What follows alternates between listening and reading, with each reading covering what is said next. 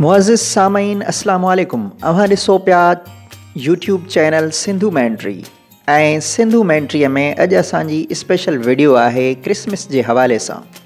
Christmas खे आम तौर ते ईसाई हज़रत ईसा अलैहिस्सलाम जी पैदाइश जो ॾींहुं करे मल्हाईंदा आहिनि। हिन वीडियो में असीं क्रिसमस जे मल्हाइण जा तरीक़ा, ईसाईयत जे मुख़्तलिफ़ फ़िरक़नि ऐं क्रिसमस जी तारीख़ जे हवाले सां ॻाल्हाईंदासूं। क्रिसमस जो ॾींहुं 25 डिसंबर ते मल्हाइबो आहे ऐं उनखे हज़रत ईसा मसीह जी पैदाइश जो ॾींहुं सम्झियो वेंदो आहे, पर हक़ीक़त में बाइबल में हज़रत ईसा जे जनम ॾींहं जी सही तारीख़ जो को ज़िक्र नाहे मिलियो। 4हीं सदी ईस्वीअ में रोमन सल्तनत क्रिसमस खे रस्मी तौरु हज़रत ईसा जे जनम जो ॾींहुं करार ॾिनो। किन तारीख़दाननि जो ख़्यालु आहे त रोमन ईद सिविल इनॉक्टिक्स जेका सिज जे पूॼा सां लाॻापियल हुई, उन ॾींहं खे ईसाईयत में शामिलु कयो वियो त जीअं नवनि ईसाइनि लाइ उनखे मल्हाइणु आसान थी वञे। क्रिसमस जूं तक़रीबूं मुख़्तलिफ़ सक़ाफ़तुनि ऐं इलाइक़नि में मुख़्तलिफ़ अंदाज़ सां मल्हायूं वेंदियूं आहिनि। आम तौर ते क्रिसमस जी शुरूआति चर्च में इबादत सां कई वेंदी आहे ऐं मसीही इबादतगाहुनि में ख़ासि दुआऊं ऐं मज़हबी गीत ॻाया वेंदा आहिनि।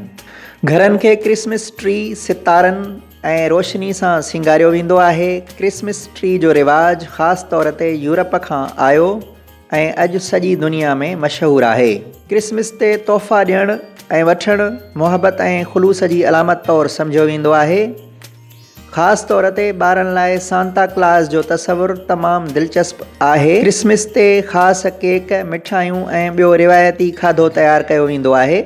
ईसाईयत में केतिरा ई फ़िरक़ा आहिनि ऐं हर फ़िरक़ो क्रिसमस खे पंहिंजे अक़ीदनि मुताबिक़ मल्हाईंदो आहे। कैथोलिक क्रिसमस खे तमामु वॾी मज़हबी हैसियत ॾियनि था। उन्हनि लाइ 24 डिसंबर जी राति यानी क्रिसमस ईव ख़ासि इबादत कई वेंदी आहे, जंहिंखे मिडनाइट मैस चवंदा आहिनि। प्रोटेस्टेंट क्रिसमस ते वधीक ज़ोर ख़ासि तरह मसीह जी तालीमात ऐं सादगी ते ॾियनि था।